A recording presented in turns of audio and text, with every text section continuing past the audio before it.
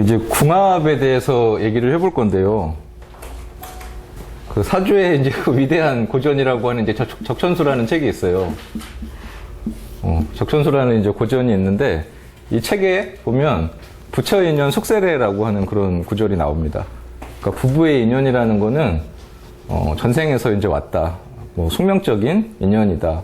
이제 그런 뜻이에요. 이 궁자를 보면요. 이 간머리가 있죠? 이게 집이에요, 집. 근데 집 안에 입구자가 이렇게 두 개 있고 이렇게 이제 붙었죠. 그러면 한 집의 안에서 뭐 입과 입을 마주대고 있으니까 뭐 뽀뽀하는 모습도 되고요. 같이 잠자고 있는 모습도 이제 되는 것이고요.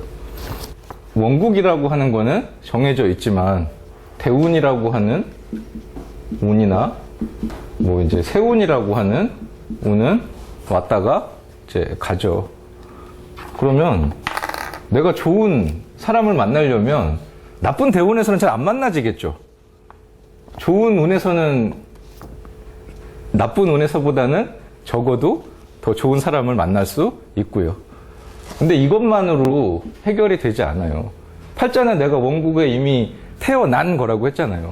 거기서 이미 반절은 7, 80%는 정해진 거예요. 여자 사주에서 남자 글자가 개떡같이 생겼다. 그럼 아무리 대운 좋은 대운이고 좋은 세운이고 궁합도 좋은 놈이어도 100%를 채워주지는 못해요. 그냥 조금 이렇게 나은 선택을 하는 거지. 만약에 어떤 여자가 지극히 평범한 집안에서 태어났는데 뭐 대운이 좋고 세운이 좋다고 해가지고 막 고위 관료의 어떤 집안의 자제나 그런 사람하고 만나서 연애하고 결혼하기는 사실 좀 힘들겠죠. 만약에 어떤 여자가 을목이라는 일간을 가지고 태어났어요. 그럼 이 을목을 꽃으로 봐요, 꽃. 근데 사주 구조에 따라서 이 꽃이 화초가 될 수도 있고요. 잡초가 될 수도 있어요. 물도 적당히 있고, 뭐, 개수라는, 뭐, 비를 맞고, 병화라는 태양도 봤다. 그럼 얘가 물 쫙 빨아가지고 태양을 봤으니까 화사하게, 예쁘게 핀 예쁜 화초 같은 거예요. 그러면 여기에는 뭐가 날라오냐? 벌도 날라오고, 나비도 날라오고. 뭔가 좀 이렇게 고상하고, 좀 멋진 것 같고, 이제 이런 거죠. 근데 팔자가 좀 이상해. 물이 한 방울도 없어. 그러면 그거는 화초가 아니에요. 그거는 잡초예요, 잡초. 물을 아무도 안 줬어, 이 꽃에. 화초 보면은 막, 그 드라마에 보면은 부장님들이 막 이렇게 분무기로 막 칙칙칙 뿌려가지고 막 먼지 닦아주고 막 이제 그런 거 있잖아요. 그건 화초고, 보살핌을 누군가 해주는 거고요. 잡초는 아무도 물 안 줘. 자기 스스로 살아내야 돼. 그러면 거기에는 벌나비가 아니고 풍뎅이 같은 거예요, 풍뎅이. 그 똥 색깔, 그 똥파리 색깔 그 있잖아요. 청록색. 이제 그런 게 이제 오는 거예요. 나는 그냥 그렇게 살아라. 이제 그런 게 아니라 내가 들꽃이라면 이 을목이라고 하는 게 잡초라고 하지 말고 들꽃이라고 합시다. 들꽃이라면 연지 곤지라도 찍어 발라야 돼요. 그러니까 얘가 확실히 들꽃일 때는 방금 말했던 것처럼 이제 풍뎅이 같은 게 이제 날라올 텐데 물이 없어서 잡초였다면 근데 뭐 대운이든 세운에서도 이제 물이 들어올 때가 있을 거 아니에요. 그러면 그때는 나비도 저거 야 잡초 같지는 않아. 좀 제법 싱싱한 것 같아. 그러면 이렇게 올 수 있다니까요. 그리고 궁합적으로 그 사람한테 필요한 거를 메꿔주면 더 이제 좋은 것이고요. 내가 할 수 있는 노력은 해야 된다 이거예요. 내가 할 수 있는. 저번 시간에도 얘기했지만 상에도 상중하가 있고 이제 하에도 상중하가 있다고 했잖아요. 그러면 여기 팔자가 이제 막 이상해가지고 배우자 덕이 아주 그냥 나빠. 근데 이제 대운에서 뭐 좋은 운의 인연을 맺고 궁합도 좋은 사람을 만나고 그러면 여기나 여기까지는 갈 수 있어요. 근데 걔가 막 상의 중 이렇게까지는 못 가고 원래 이렇게 살 건데 이제 요 정도까지는 살 수 있다 이거죠. 궁합이 중요한데 시중에서는 궁합을 논하는 방식이 여러 개 있습니다. 첫 번째는 내 사주에 없거나 혹은 필요한 오행을 갖고 있으면 좋다. 이렇게 보고요. 그 다음으로는 격의 논리로 봐요. 격. 뭐 무슨 격 그러죠? 뭐 정관격, 상관격 뭐 이렇게. 그러니까 격이 뭐 상생하고 뭐 격이 서로 뭐 반대가 되면 뭐 나쁘고 이제 이렇게 이제 보는 방법도 있고. 그리고 세 번째는 용신. 뭐 용신이 같은 오행이거나 상생한다. 나 화용신인데 너도 화용신이구나. 그럼 뭐 이제 서로 추구하는 바가 뭐 같아서 좋다. 이렇게도 얘기를 해요. 그리고 네 번째는 합이 있으면 뭐 좋다. 이렇게도 봅니다. 우리 뭐 겉궁합이 어떻고 속궁합이 어떻고 얘기하죠. 뭐 연지끼리 합이 되면은 뭐 겉궁합이 잘 맞고요. 뭐 일지끼리 합이 되면은 속궁합이 잘 맞고요. 이런 식으로 얘기하잖아요. 그러니까 궁합을 보는 데에는 이렇게 많은 요소가 있는 거예요. 근데 이제 역학을 하시는 선생님들마다 어떤 거에 이제 무게중심을 두느냐 이거죠. 누군가는 이런 거 필요 없고 용신이 맞아야 돼, 용신이. 이렇게 이제 논하는 선생님도 있고, 이런 거 말고 상관격이 어떻게 정관격하고 잘 맞겠어? 정관격이면은 정제격 만나가지고 재생권 해가지고 살아야지. 이렇게 이제 보시는 선생님들도 있고. 근데 개인적으로는 저는 이 필요한 오행을 메꿔주는 궁합을 가장 좋다라고 봅니다. 왜 그러냐? 우리가 몸을 섞고 살아가는 사람은 배우자가 유일한 거예요.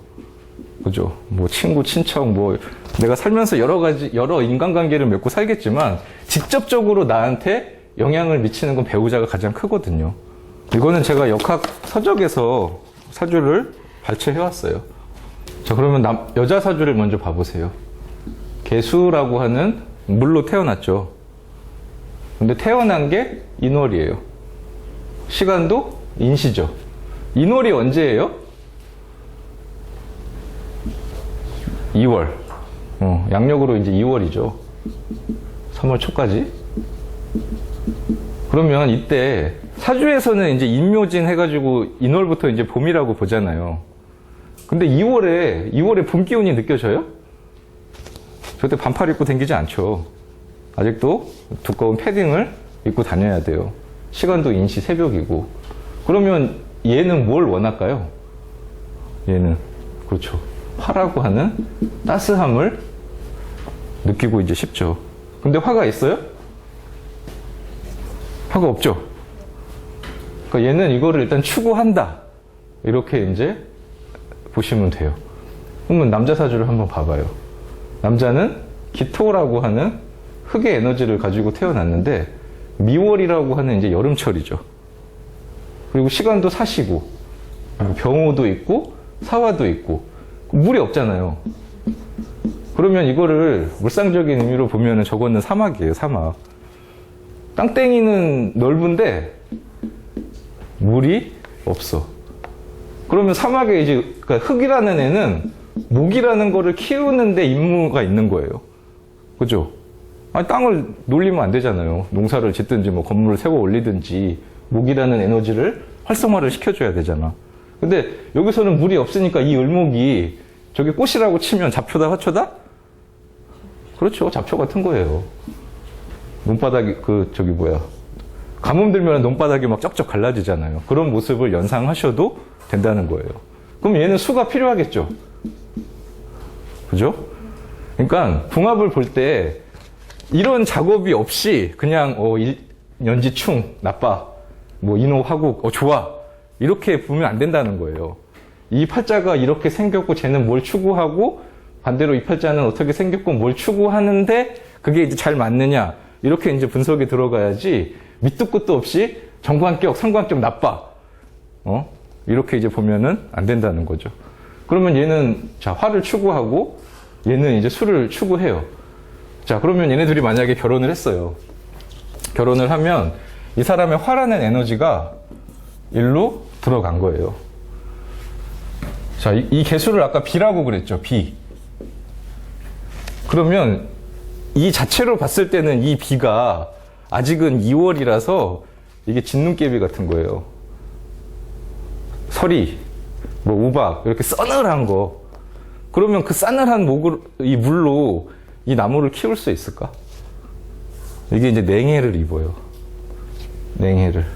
근데 화기가 들어가면 그때는 이 개수가 이제 뭔가 이렇게 상큼한 봄비 같은 걸로 바뀌는 거예요. 그러면은 그때는 이제 이 목이라고 하는 이것들을 잘 키울 수 있게 그 상태 변화가 된 거죠. 그러면 이 남자의 입장에서는 물이 한 방울도 없었는데 뭐 자수, 개수, 뭐 이런 물이라는 에너지가 이렇게 이제 들어간 거죠. 그러면 그때는 이 기토가 사막이 아니에요. 그때는 옥토가 되는 거예요. 옥토. 흙의 입장에서 물이 있으면 적당히 있으면 이거는 문전옥답이라니까요. 물기를 머금고 있는 초목이 잘 자랄 수 있는 조건을 가진 땅. 근데 물이 없으면 그거는 이제 박토죠. 박토. 황무지. 땅을 초목을 잘 키우기가 어려운 땅. 그러니까 이런 사람들이 인연을 맺었다면 서로 이제 뭔가 좋은 에너지를 이제 주고 받을 수 있는 거예요. 비유를 한번 들어보자면, 자, 몸에 열이 많은 사람이 있어요. 막 열이 뻗치는 사람이 있어. 체온이 막 뜨거워. 반대로 몸에 열이 없어가지고 막 한여름에 내복 입고 댕기고 손발이 아주 냉한 사람이 있다고 쳐봐요. 근데 그 두 사람이 손을 꼭 잡았어. 그럼 기분이 어떨까요? 좋지 않을까요? 그죠? 뜨거운 애는 자기 손은 너무 시원해서 좋아. 이럴 거고, 차가운 애는 오빠야 손은 항상 너무 따뜻해가지고 내가 너무 기분이 좋아. 이러겠죠. 근데 둘 다 열이 많아. 그러면 둘이 손잡으면 기분이 좋을까요? 너 다한증 있지? 막 이러면서 땀이 막 질질 나고, 막 불쾌지수가 막 이제 올라가고 그럴 거 아니에요. 그러면 얘네들이 만나면 손을 계속 잡고 싶겠죠? 그럼 손만 잡을까? 손만 잡진 않겠죠? 이런 거를 이제 조후라고 그러는데, 조후가 잘 맞으면 어떤 뭐 속궁합이라고 하는 이런 것도 이제 잘 맞을 수 있는 가능성이 많다. 제 손을 자꾸 잡고 싶다는 거는 자꾸 이제 쓰다듬고 싶다는 거예요. 그런 말을 이제 많이 해요. 4살 차이는 궁합도 안 본다. 그런 말 들어봤죠. 근데 과연 그럴까요? 사주는 그렇게 단순하지가 않습니다. 그러니까 위로든 아래로든 뭐 4, 8, 12, 뭐 16 이렇게 이제 4의 배수로 가면 합이라는 게 만들어져요. 합이. 그래서 뭐 합이 돼가지고 이제 좋다 그렇게 얘기하는데, 팔자가 이제 8개가 이렇게 돼서 팔자잖아요. 이게 나고. 그러면은 이 팔자와 팔자를 아울러서 이렇게 궁합을 봐야지, 나는 여기 있는데 년 제일 나하고 멀리 떨어져 있는 거 이거 가지고 좋으니 나쁘니 막 이래. 아까 년은 조상이라고 그랬죠. 그럼 그런 거예요. 우리 오대조 할아버지는 병조 참판했는데 니네 오대조 할아버지는 뭐 했어?